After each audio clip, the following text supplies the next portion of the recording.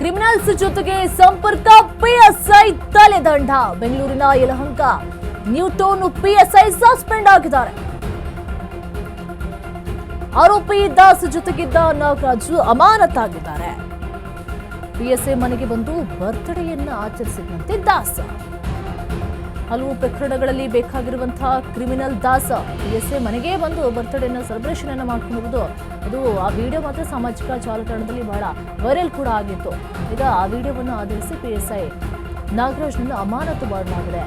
ಹಾಗಾದ್ರೆ ಏನಾದರೂ ಲಿಂಕ್ ಇರಬಹುದಾ? ಯಾಕೆ ಅವರಿಗೆ ಕುಮ್ಮಕ್ಕನ್ನು ಕೊಡ್ತಾ ಇದ್ರೆ? ಅವ್ರ ಮನೆಯಲ್ಲಿ ಬಂದು ಸೆಲೆಬ್ರೇಟ್ ಮಾಡುವಂತ ಅವಶ್ಯಕತೆ ಏನಿದೆ? ಅವರು ಕೂಡ ಪಿಎಸ್ಐ ಅಧಿಕಾರಿಯಾಗಿ ಅವನ ಮೇಲೆ ಸಾಕಷ್ಟು ಕೇಸ್ಗಳು ಕೂಡ ಇದೆ. ಆರೋಪಿ ದಾಸ್ ಅವ್ರ ಜೊತೆ ಬಂದ್ಬಿಟ್ಟು ಅವರ ಪಿಎಸ್ಐ ಮನೆಯಲ್ಲಿ ಬಂದ್ಬಿಟ್ಟು ಬರ್ತ್ಡೇ ಸೆಲೆಬ್ರೇಷನ್ ಅನ್ನ ಮಾಡಿರೋದು, ಇದೆಲ್ಲ ನೋಡ್ತಾ ಇದ್ರೆ ಏನಾದರೂ ಲಿಂಕ್ ಇದೆಯಾ? ಅಥವಾ ಯಾಕೆ ಪೊಲೀಸರವರಿಗೆ ಸಪೋರ್ಟ್ ಮಾಡಬೇಕು? ಪೊಲೀಸರವರಿಗೆ ಬುದ್ಧಿ ಹೇಳಬೇಕು ಅಥವಾ ಒಂದು ಒಳಗಡೆ ಹಾಕಬೇಕು? ಅದನ್ನು ಬಿಟ್ಟು ಅವ್ರ ಮನೆಗೆ ಕರ್ಸ್ಕೊಂಡ್ಬಿಟ್ಟು ಈ ರೀತಿಯಾಗಿ ಬರ್ತ್ಡೇ ಸೆಲೆಬ್ರೇಷನ್ ಮಾಡ್ಕೊಳ್ಳೋದು ಎಷ್ಟು ಸರಿ ಅಂತ ಹೇಳಿ ಕೂಡ ಜನ ಪ್ರಶ್ನೆ ಮಾಡ್ತಾ ಇದ್ದಾರೆ.